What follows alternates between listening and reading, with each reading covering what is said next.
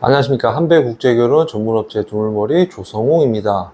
오늘 주제는 베트남 친구가 한국 입국 전 베트남 남자친구의 아이를 출산하였습니다를 가지고 이야기해 보도록 하겠습니다.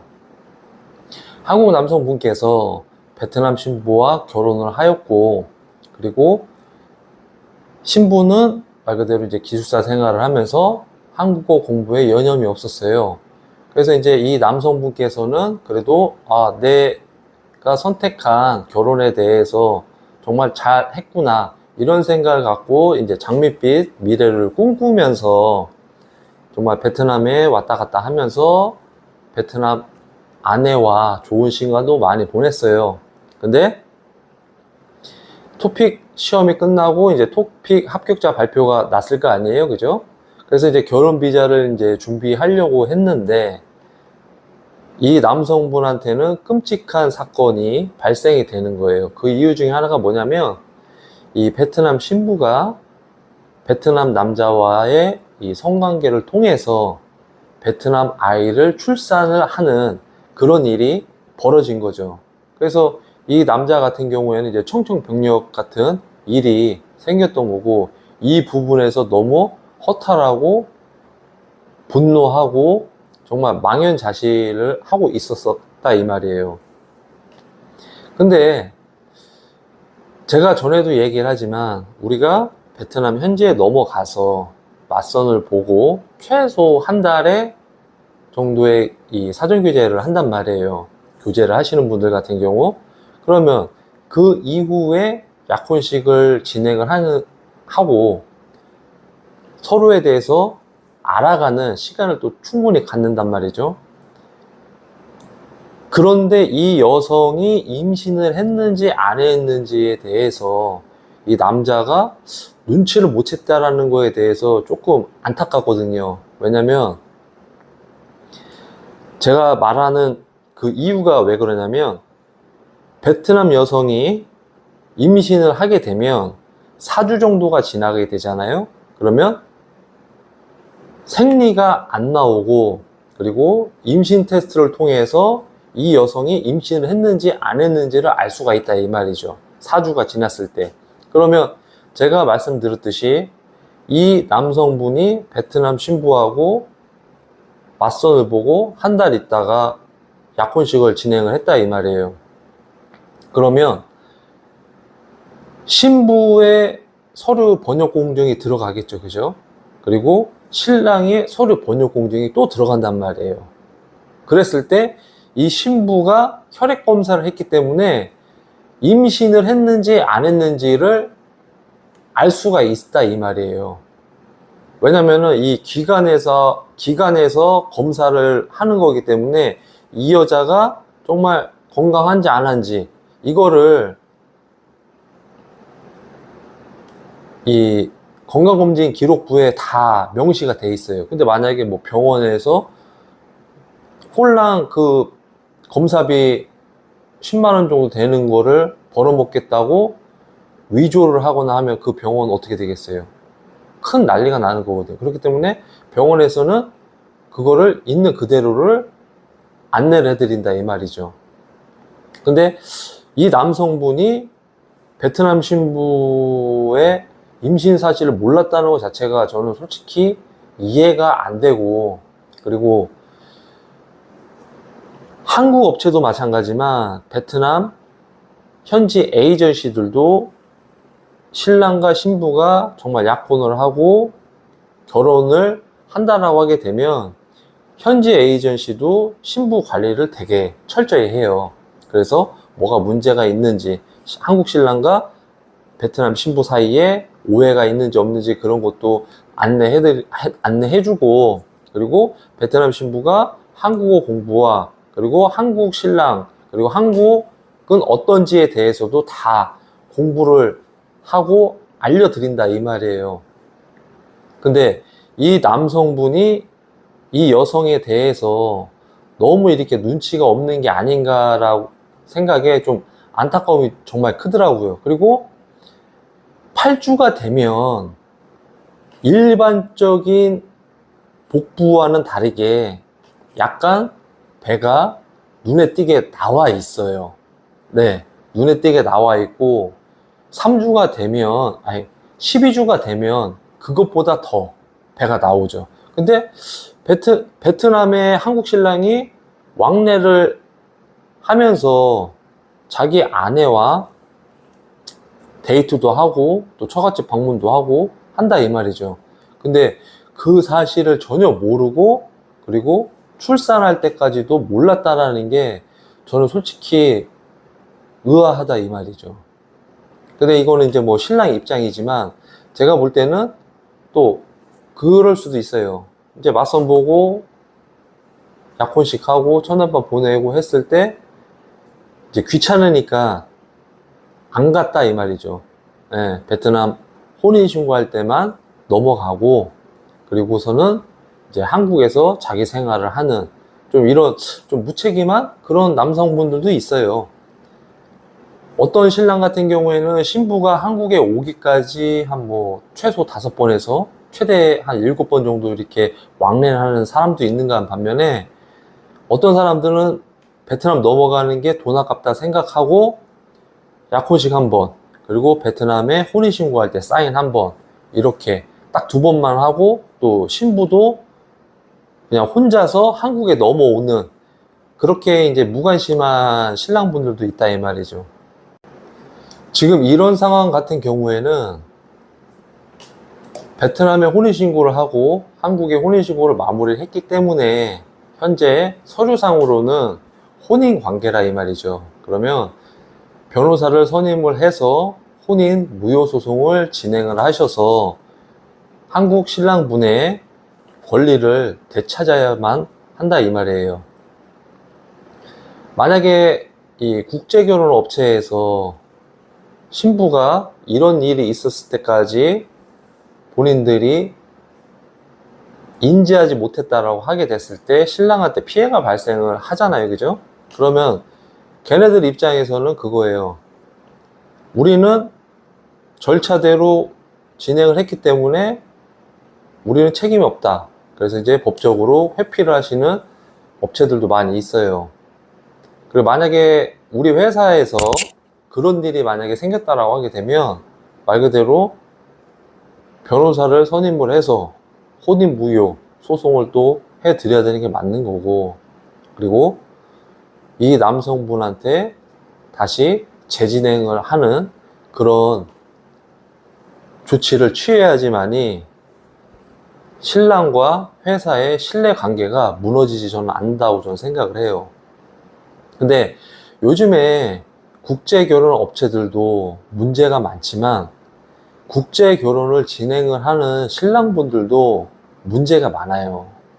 어제도 국제결혼 상담하시는 그 남성분한테 제가 또 상담을 받아봤고 그리고 그 며칠 전에는 현지 맞선을 보겠다고 상담을 했던 사람들이 연락이 왔었다 이 말이에요. 근데 그 사람들 보면 이게 태도가 이게 맞나 싶을 정도로 좀 제가 느꼈을 때는 아니다 저는 생각을 했거든요. 대부분 이 국제결혼을 진행을 하게 되면 제가 전에도 얘기를 하잖아요. 사무실을 방문했을 때 대표자와 종사자가 정해져 있는지를 여러분들이 아셔야 되는데 한 분 같은 경우에는 국제결혼을 해보려고 업체를 통해서 진행을 했는데 이 사업자가 이렇게 바뀌어 있다 이 말이에요. 쪼개기 식으로. 그리고 담당 종사자도 이 사람이 전문성이 있는지 없는지도 모르고 그리고 종사자의 명부가 되어 있는지도 모르는 그런 사람들한테 안내를 받았다 이 말이에요.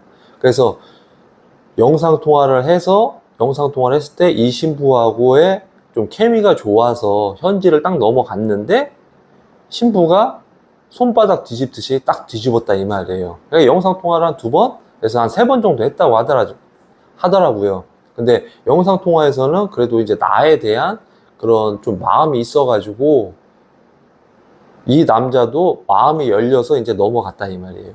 근데 제가 전에도 얘기하지만 영상통화를 너무 믿지 말아라.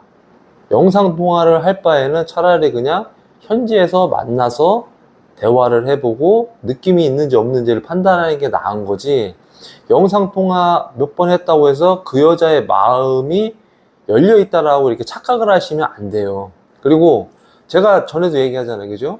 미끼 여성들이 많다.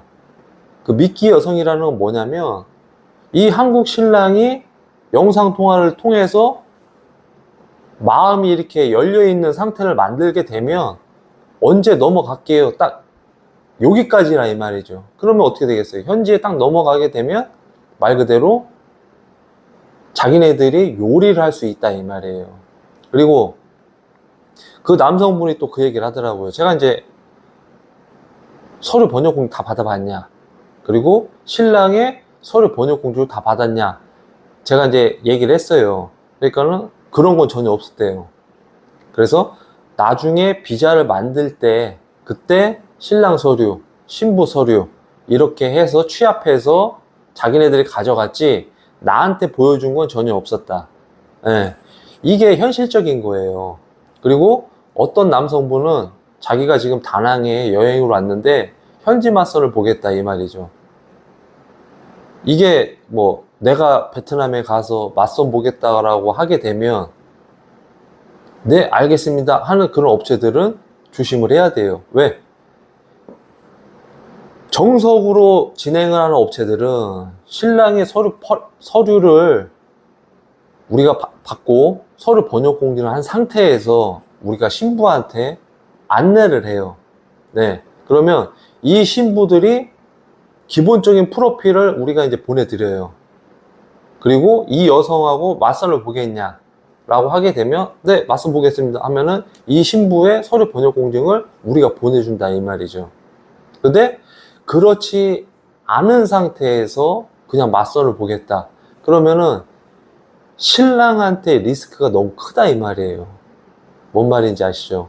그래서 제발 여러분들이 국제결혼을 진행을 할 때 주의를 많이 하셔야 돼요. 주의를 많이 하셔야 되는 거고, 그리고 정말 책임감 있는 그런 업체를 통해서 여러분들이 진행을 하셔야지만이 문제가 되는 게 없어요.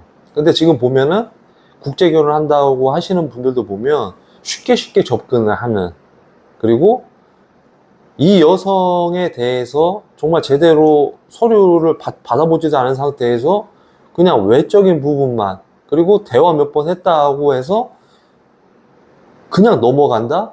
그러면은 그 모든 리스크는 우리 남성분들이 다 져야 됩니다. 그리고 이제 그 한 분 정도가 그래도 내가 업체에다가 4,500인가 5,000 정도를 썼다고 하더라고요. 그래서 저는 뭐 업체에다가 또 돈 내고 국제결혼 진행하기가 어려우니까 현지에 넘어가서 현지 마담을 통해서 자기가 맞선을 본다고 하더라고요. 그래서 이제 제가 이제 얘기는 해줬죠.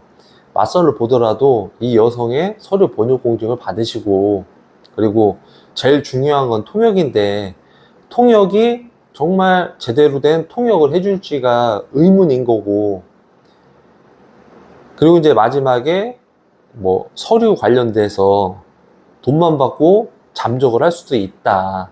그리고 그렇게 해서 돈 쓰는 비용이나 업체를 통해서 돈 쓰는 비용은 별반 차이가 없다. 그리고 업체는 만약에 이 회사가 문제를 발생을 시켰다라고 하게 되면 한국에 있으니까 언제든지 소송을 할 수도 있는 거고, 경찰서에 신고를 할 수도 있는 거고, 그리고 여가부에 또 신고를 할 수 있으니까 그런 부분에 있어서는 여러분들이 더 나은 선택을 하는 거다. 괜히 엄한 데 가가지고 돈은 돈대로 쓰고 베트남 현지에 뒷백도 없는데 가서 이렇게 하면 그것도 위험하니 알아서 잘 판단을 해라 라고 이제 제가 얘기를 했어요. 근데 이제 그분이 저한테 그러더라고요. 그러면 서류만 이렇게 대행을 해주냐. 그래서 이제 제가 말씀을 했죠. 제가 신랑에 대해서 알지도 못하고 신부에 대해서 알지도 못하는데 제가 이거 서류 대행을 해서 기껏해야 뭐 한 70에서 한 50만 원 정도 제가 남겨 먹는 건데 굳이 그렇게 내가 하진 않는다. 왜냐면 내가 이 신랑이 어떤 사람인지 알고 신부가 어떤 사람인지 안 상태에서 서류 번역을 하고 취합을 한 상태에서 뭐 베트남 혼인신고, 한국 혼인신고, 결혼 비자를 했을 때 문제가 없으면 상관이 없지만 문제가 됐을 때 온갖 비난을 받아본 적이 있었다. 그렇기 때문에 남이 한 이 건축 일을 다른 건축 회사가 중간에 개입을 안 합니다. 그렇기 때문에 그냥 아시는 때 하시면 되고, 아니면 국내에 있는 한국 행정사 통해서 서류 번역 공증을 받으시고, 뭐 한국 혼인신고, 베트남 혼인신고, 결혼비자 이렇게 하시게 되면은 거진 한 450에서 500만 원 정도의 서류 비용이 들어간다라고 이제 제가 안내를 해드렸어요. 그렇기 때문에 여러분들이 정말 국제결혼을 생각을 한다라고 하면 눈에 보이는 거에 혹하지 마세요.